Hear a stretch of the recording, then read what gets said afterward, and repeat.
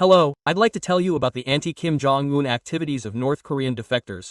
In particular, I'd like to tell you the story of a defector who, rather than being taken to North Korea after defecting, voluntarily entered North Korea and threw leaflets at the statues of Kim Il-sung and Kim Jong-il before returning.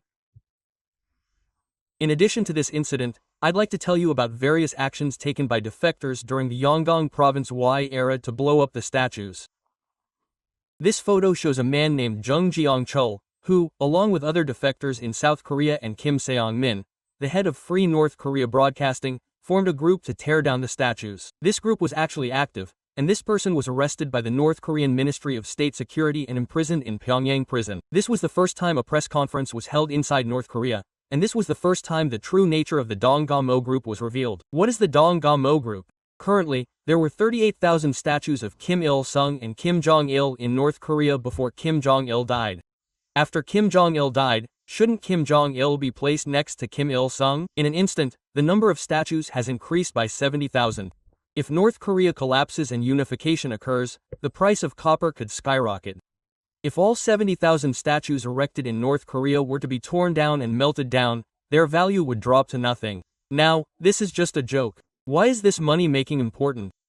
In times of emergency, there's the largest statue in Pyongyang, North Korea. It's so huge that a person could fit their finger between Kim Sung's and his fingers. It was once covered in gold, but Chairman Pyongyang criticized it, stripped the gold, and now only copper is used. If a drone were to fly over and destroy this statue, it would be a disaster. The Kim dynasty will collapse. This is a nation built on idolatry, so if this symbol of idolatry falls, the North Korean people will psychologically collapse. Knowing this, defectors believe the most effective way to resist the Kim dynasty in North Korea is not to harm people, but to harm the idolatrous statues. To remove them. While this is the most important consideration, people in South Korea, the United States, and other countries may question the need to erect such statues. However, once they truly understand the disappearance of North Korea, they can no longer say such things. After Kim Jong-il died, in Haesan, Yonggong Province, there was a support project called Bocheon, and Kim Jong-un erected a personal statue of his father. While there are many statues in Pyongyang, the Baekdu mountain area has the largest number of statues related to the Kim family. They are massive. Now, this is also the place where Kim Il-sung lied and made it seem like a large-scale battle broke out by taking a few anti-Japanese activists and killing a few Japanese police officers around Haesan, and now a statue of Kim Il-sung has been erected here. And North Korea has mobilized all the youth of Gangbu and made this place in Haesan, Yonggong Province, Pocheon Bodeo a course for all North Korean youth and cadres to visit and see this. Now, as you can see, with Haesan as the center, there is Mount Baekdu and Samjiyeon here. This Samjiyeon pastoral area is full of statues of Kim Il-sung idol worship, and here in Bo, there are many more statues, also in Haesan, and here is Kim Jong-suk, Kim Il-sung's wife. This is Kim Young-ji, Kim Il-sung's younger brother. He was named after Kim Young-ji, Kim Jong-soo, and all of this area. Kim Young-kwon is also Kim Young-jik's younger brother. Kim Il-sung's 3,330,000. So, because Kim Young-jeon, Kim Jong-suk, Kim Ji-gi, and all the other names were given to this area, Yangkwangdo is the pride of the Kim dynasty, the Baekdu mountain Baekdu bloodline, and this area has become a symbolic region that links the Kim family to the Baekdu bloodline. That's why in the past, there were the most defectors from Haesan, and because there were many people who were oppressed, there are many people with anti-regime tendencies. So, in the early 2000s, a defector, with outside assistance, attempted to blow up a giant statue in Haesan City. He climbed it, picked flowers, and kicked them. He was terrified and trembling, and when the Ministry of State Security agents nearby noticed something strange and rushed over, he detonated it.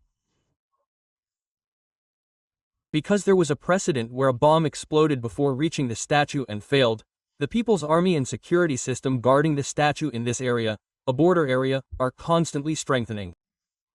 In the midst of all this defector is truly courageous. Those who have left know how dangerous it is to return. Nevertheless, some courageous people managed to cross back into North Korea. He crossed over and met his family. After talking to them and hearing about the damage their family suffered, he became so angry that he decided he couldn't do it. This person was an anti-Japanese defector who had also engaged in anti-Japanese activities in South Korea, so when he entered North Korea, he said, "Let's scatter a leaflet at the Pochonbo statue and leave." Since he knew the place well, he took a boatload of leaflets and went to the Kim Seong statue, scattered them, and defected the next day. Of course, this person did not get caught, and it is said that he succeeded in making his entire family defect. He is an amazing person. Because of this incident, he was not able to blow up the statue, but a large-scale incident occurred where he scattered a lot of anti-Kim dynasty leaflets at the Pochonbo statue, and the North Korean State Security Department and the entire North Korean State Security Ministry called him a so-called terrorist, but he was not a terrorist. He just scattered leaflets. They made every effort to catch him, but in the end, they were not able to catch him or pursue him. It's difficult for us to say exactly who they are. So, there was this incident. And there's a huge movement, not only among defectors but also within North Korea, to burn or destroy Kim Il-sung research labs and other objects related to the idolization of Kim Il-sung. While we're now reporting on disappearances in North Korea, we'll continue to report on various incidents of anti-Kim Jong-un activities and the individual cases we've investigated. There were many incidents where defectors didn't just flee, but actually took action. I'll also share the story of one defector who risked his life to distribute leaflets at a Kim Il-sung statue. We will work hard with you to promote democracy and human rights in North Korea.